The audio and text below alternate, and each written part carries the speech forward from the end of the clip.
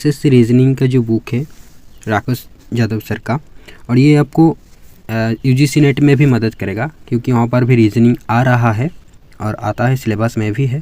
तो देखिए मैंने आपको फर्स्ट चैप्टर को कैसे सॉल्व करना है उसके बारे में बात करेंगे आज, ठीक है। तो फर्स्ट चैप्टर में क्या है, फर्स्ट चैप्टर में जो है वो है आपका, यहाँ पर देख सकते हो एनालॉजी एंड सिमिलैरिटी, ठीक है। ये वाला चैप्टर जो है एनालॉजी एंड सिमिलैरिटी, ये फर्स्ट चैप्टर है ये। अब एनालॉजी जो होती है यहाँ पर आप देख सकते हो, ये थ्री टाइप्स की होती है। एनालॉजी जो होती है ये 3 टाइप्स का होती है, ठीक है।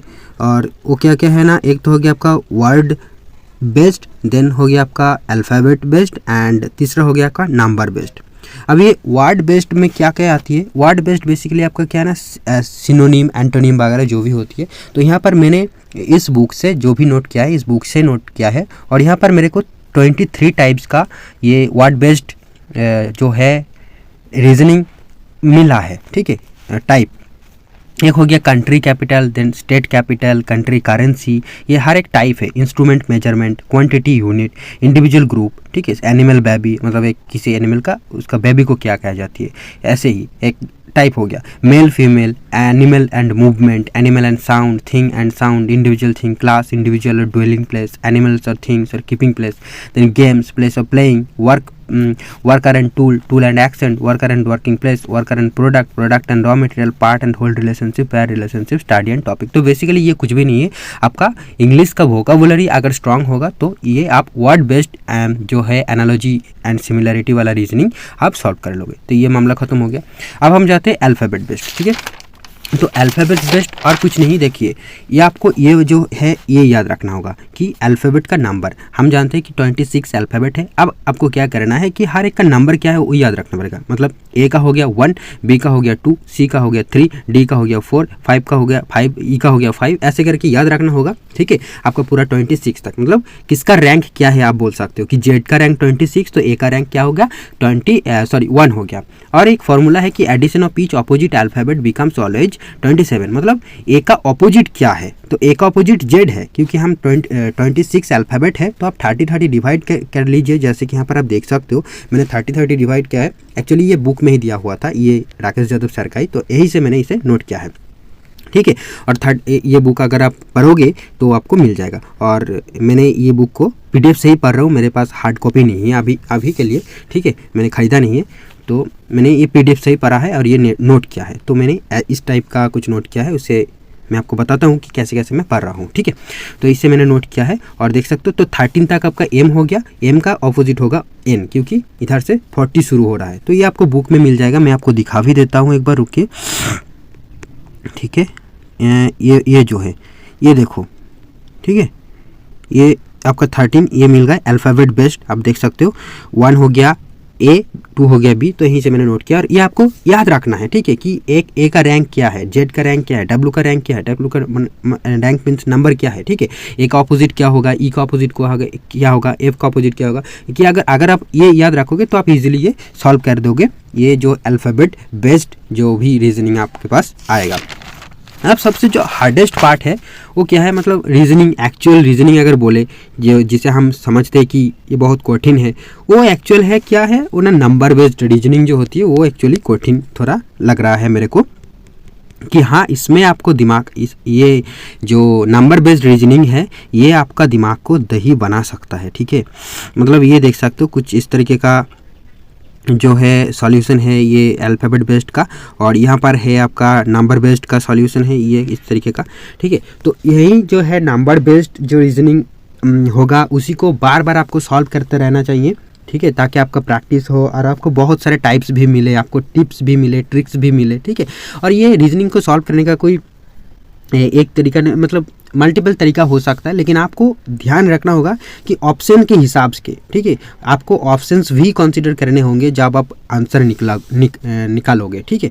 तो ये सारी चीज़ें, और वही आपको सीखना होगा, टाइम टू टाइम आप सीख जाओगे अगर आप प्रैक्टिस करते रहोगे तो मैंने बेसिकली ये सॉल्व कर रहा था, ठीक है। ये सारे जो है पहले चैप्टर ही मैंने अभी पढ़ रहा था, तो पहले चैप्टर के ये मैंने सॉल्व किया, उसके बाद ये प्रीवियस ईयर सॉल्व कर रहा था, तब लगा कि वर्ड बेस्ड और जो अल्फ़ाबेट बेस्ड जो रीजनिंग है इसको और करने की ज़रूरत नहीं है क्योंकि ये इजी है, ठीक है। बट ये जो नंबर बेस्ड जो रीजनिंग है वो अभी तक मेरा पकड़ में नहीं आ रहा है, मैं अभी भी मतलब सॉल्व नहीं कर पा रहा हूँ। और ऐसे स्पीड तो बहुत लो है, तो अगर आप SSC वगैरह दोगे तो स्पीड तो बहुत चाहिए। और ऐसे भी कोई भी कॉम्पिटिटिव एग्ज़ाम आप देने जा रहा है हो तो स्पीड एक बहुत मैटर करता है, तो आपको स्पीड ज़रूरी है, इसलिए आपको प्रैक्टिस भी करना पड़ेगा, ठीक है।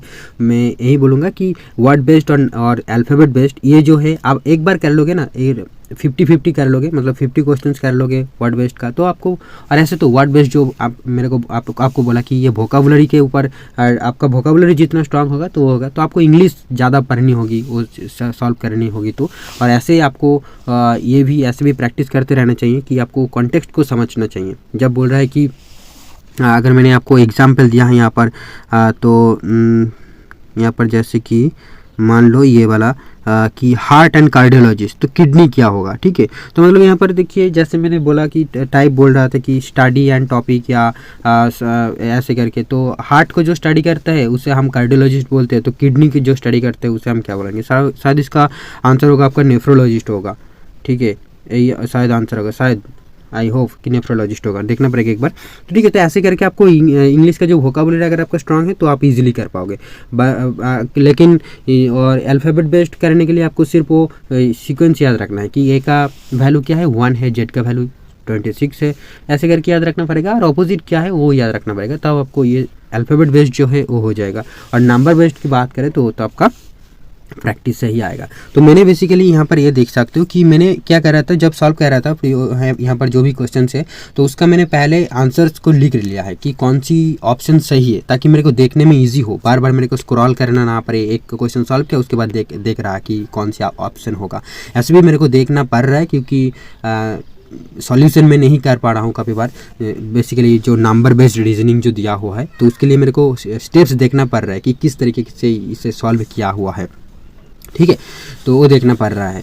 तो आप ऐसे एक रफ शीट रखिएगा जहाँ पर आपका जो सही आंसर की ऑप्शन है वो पहले लिख लो कि आप मान लो आप 1 से 20 तक की सॉल्व करोगे, तो यहाँ पर एक टारगेट भी फिक्स हो गया कि आपको ये करना है, ठीक है। उसके बाद आप सॉल्व करना स्टार्ट करो, ऐसे एक खाता बनाओ जहाँ पर आप सॉल्व करना स्टार्ट करो और बस मिलाते रहो, ताकि तो आप ऐसे, अगर आपके पास बुक नहीं है तो आप ऐसे सॉल्व कर सकते हो, ठीक है। और ये बात है, ठीक है। तो यही था फर्स्ट चैप्टर, और मैं कोशिश कर रहा हूँ कि जो भी टफेस्ट क्वेश्चंस में मेरे को मिल रहा है उसका एक डिटेल वीडियो मैं बनाऊँगा, ठीक है। सिर्फ उन टफेस्ट जो भी होगा जो थोड़ा डिफ़िकल्ट लेवल है, नॉट टफेस्ट बट डिफ़िकल्ट है, तो उनका एक कंपाइलेशन में बनाऊँगा कि हाँ ये सारे क्वेश्चंस है, ताकि थोड़ा आपका वीडियो में जो देखेगा उसका एक ही बार में सारी चीज़ें हो जाए, ठीक है। तो अगर इस वीडियो का रिस्पॉन्स आपके क्या होगा कि अगर बनाएं कि नहीं, तो आप कमेंट करके बता सकते हो, ठीक है। बाकी यहाँ पर देख सकते हो मैंने ये सारे सॉल्व किया है, तो ये alphabet based and word based मैंने सॉल्व किया था यहाँ पर। तो बेसिकली इसको मैं रिपीट नहीं करूँगा, मतलब बाकी जो भी उसे स्किप करूँगा, मैं सिर्फ ये नंबर बेस्ड जो भी रीजनिंग यहाँ पर दिया हुआ है वो सारे अब सॉल्व करूँगा और ये फर्स्ट चैप्टर को कंप्लीट कर दूँगा, ठीक है। और ठीक, देखते हैं बाकी सारे आप कमेंट करके बता सकते हो कि क्या आपको किस टाइप का, मतलब किस टॉपिक पे इस चैप्टर के अंदर कैसे आपको वीडियो चाहिए, ठीक है, कैसी हेल्प आपको चाहिए, तो आप कमेंट करके बता सकते हो। तो उस पर हाँ मैं वीडियो जो है वो बना दूंगा। Thank you friends, thanks for watching, please like my video and subscribe to the channel. Thank you.